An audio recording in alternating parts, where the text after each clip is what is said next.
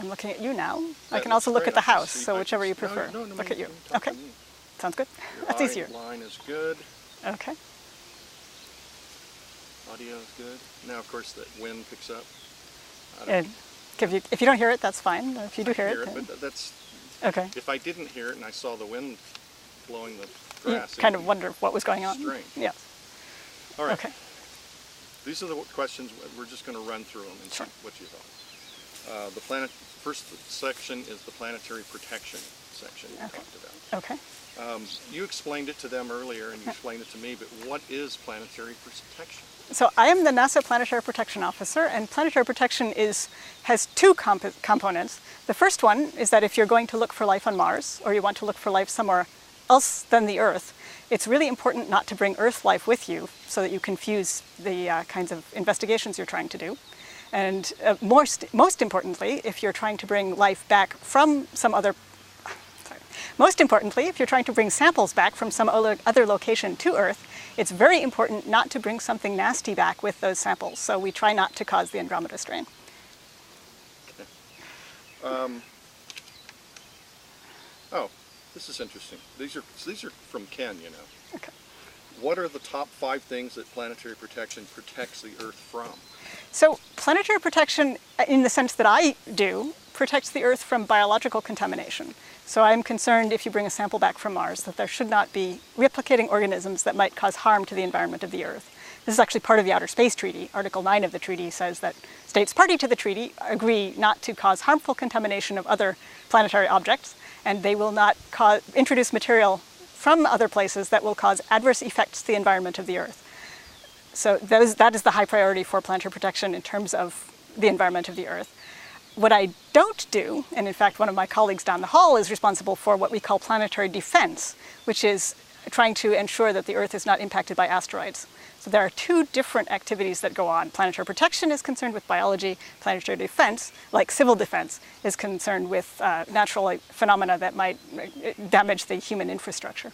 Right. But since we're talking viruses, you're the perfect person to be talking to. So when it comes to viruses, planetary protection is where we're at, yes. What are the top things that your office you do to protect the other planets? When we're sending spacecraft to other planetary objects, when we're trying to explore the solar system, the first question that we ask is, where are you going? What kind of mission are you sending? Because if you're sending a mission to a place where there is no chance for Earth life to survive, and you're not looking for life at that location, then the requirements are pretty much just document what you're doing. Where did you leave your spacecraft? If you're going to a place like Mars, and you want to do life detection experiments, then we have quite strict requirements on how much Earth life and how much Earth material do you bring with you on your spacecraft. But the Earth life is concerned, how much Earth life are you bringing that might actually be able to survive in the Mars environment? And then how much Earth material are you bringing that might interfere with your life detection experiments? We were mentioning Dr. Ken Stedman from Portland State. What is his relationship with the Planetary Protection Office? So Ken Stedman has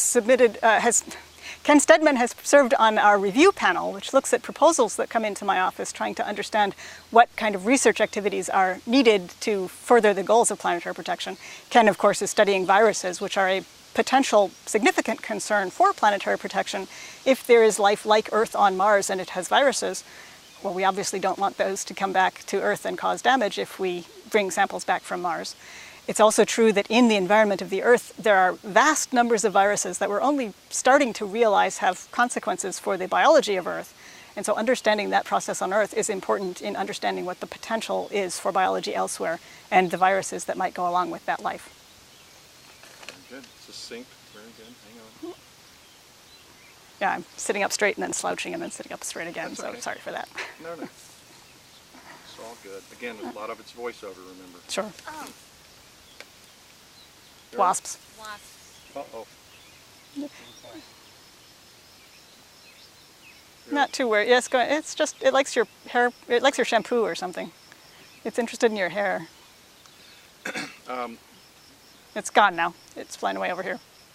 It can have my hair. It can have the camera.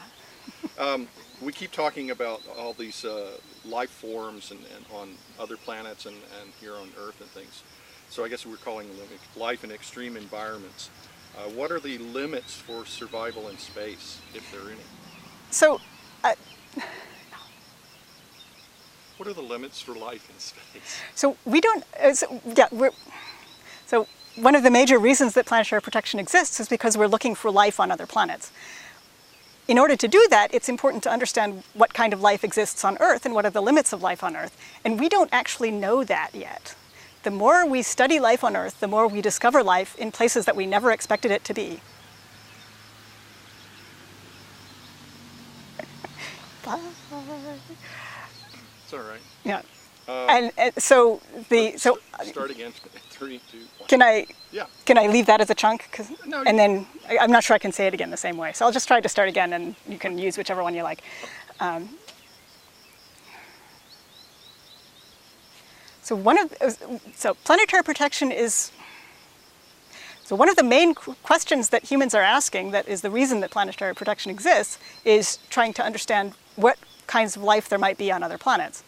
The reason for planetary protection is that we're trying to avoid interfering with detection of life elsewhere by preventing the introduction of Earth life. Got off on a tangent. Yeah, too many things going on.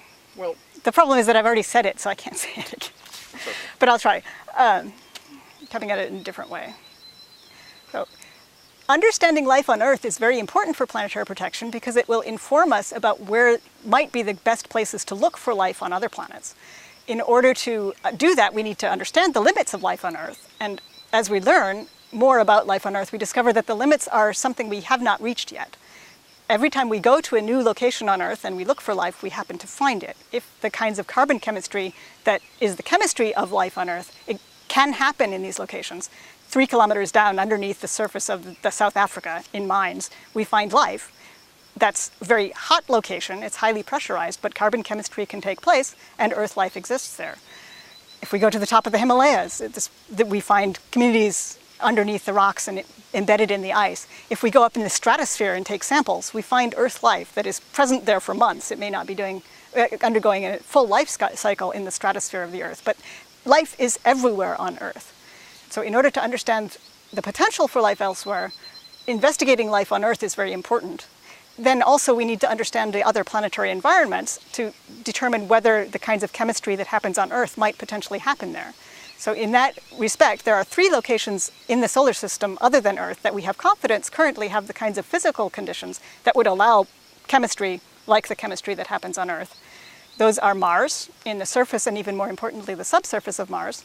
Also Europa, underneath the ice shell in the ocean that exists, that's in contact with ice at the top of the ocean on Europa, and rocks at the bottom of the surface, and rocks at the bottom of the ocean of Europa. Those are very important for having the chemistry that might support life on Europa, and also on Enceladus, where we see these geysers, plumes that are coming out, which, based on the measurements we've made, are formed by water or warm ice that is in contact and reacting with rocks.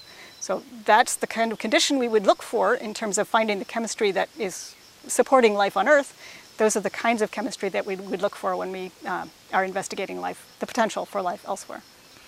You went to the desert in South America as another extreme environment, and to find, I guess you found microbes and viruses or something there.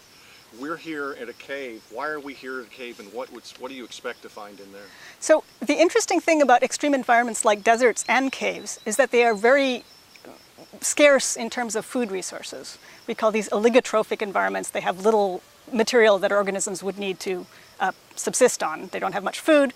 In the desert, there's not much water. In a cave, there's water, but there's no sunlight. So there's not input from solar. You can't do photosynthesis in a cave. So these environments are extreme in that there are low resource environments, but other planetary surfaces, particularly Mars, are environments where there are potentially low resources. Certainly on the ocean of Europa, you have no input from the sun because there's an ice shell. So studying life that exists in these extreme environments, these very low abundance environments on Earth, will give us hints about what kinds of things we might want to look for when we go looking for life on Europa. The Galileo mission, what was that about? So Galileo was investigating Jupiter as a planetary system. There's the Jupiter itself, which is a large planet. There are the Galilean satellites of Jupiter, Io, Europa, Ganymede, and Callisto. These are the 4 biggest objects around Jupiter that Galileo saw. That's why we call them the Galilean satellites. Galileo the person. Galileo the mission also saw these satellites. And was investigating them just to understand the characteristics of the satellites, because prior to the Galileo mission, we had only observed the Jovian system through telescopes. What Galileo, the mission, discovered as it orbited Jupiter and investigated the Galilean satellites was that the moon Europa was very smooth. It was made mostly of water ice on the surface. And based on the observations and the magnetometry measurements that were made by the Galileo mission, it's quite likely that there's a pretty thick ocean of water with salts in it underneath the surface of Europa. So it appears that there's an ice shell that's anywhere from a couple of kilometers to maybe 50 kilometers, 100 kilometers thick. And then there's an ocean that is quite thick, and there's a rocky core underneath that ocean. There's a rocky core underneath that ocean. And that rocky core, because of the tidal influences around Jupiter, the moon is orbiting Jupiter, may actually have volcanism. There may be things similar to the mid-ocean ridges, structures similar to the mid-ocean ridges on Earth, present on the rocky surface of Europa, which then would be providing a large amount of energy input that might support life in the European Ocean. This is something that Galileo, the mission, was not investigating, but the end of Galileo, the deorbit of Galileo, the spacecraft, into Jupiter was done specifically to protect the potential for life to be present on Europa and to avoid contaminating Europa with the organisms that were carried from Earth on the Galileo spacecraft. That was my next question, but you answered that. Future missions back to Europa and Ganymede and other moons, what are the missions and what are they going to be? When and what are they looking for? So NASA is looking at a number of missions. We'd love to go back to the Jovian system. We do actually have a spacecraft on the way to Jupiter right now. This is the Juno mission. But Juno will not be investigating the Galilean satellites. Juno will be investigating Jupiter as a magnetic system. The magnetosphere of Jupiter is very complex and interesting, and so the Juno spacecraft will be orbiting Jupiter in a polar orbit, going around over the poles of Jupiter rather than around the equator, and we'll be investigating a number of different characteristics of the Jovian system in terms of magnetometry and the kinds of physics that happen in a system like that. The European Space Agency is planning to send a mission that will be orbiting Jupiter at the equator, investigating the Galilean satellites, and this mission will be making flybys of Europa, but then we'll be investigating Ganymede and go into orbit around Ganymede if the mission is selected. All of these are concepts, the ones that aren't launched yet. So we don't have currently a mission that has a date scheduled to launch, but these are missions that are in planning, and the European Space Agency's mission is quite likely to be launched.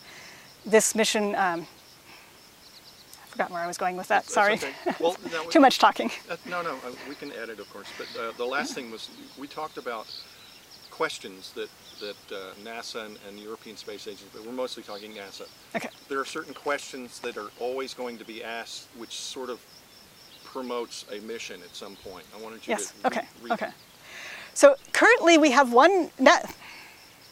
Currently NASA has one mission on the way to Jupiter. This is the Juno mission that will be investigating the Jupiter magnetosphere. There are a number of questions that we would love to know about the Jupiter system, about the Galilean satellites of Jupiter, about Europa, the potential for life on Europa, about Ganymede and the potential perhaps there might be life underneath the surface of Ganymede, which is mostly ice, but probably has some liquid water embedded in the layers of ice. And these are questions that the scientific community asks at an international level. We want to answer these questions. So a number of missions get planned, some of them get dropped, some of them get launched, but the questions remain the same. What is the potential for life on Europa? What kind of chemistry is there on Europa? What kinds of influx is there from the Jovian system in terms of ions and in terms of chemicals that might be falling on the surface of Europa that would be providing energy input? What kinds of potential is there for volcanism underneath Europa, so that would be providing nutrients from the rocks that are at the center of Europa? These are questions that we want to know the answers to. Eventually we'll send missions. Currently we're planning missions. If those missions don't succeed, we'll undoubtedly have future missions that ask the same question. I heard the rocket lifting off in the background. Plane, yes, sorry about that. No, we're going to use that as a sound effect. I swear I'm going to morph it into. I think we've covered everything for out here. Okay. Okay, so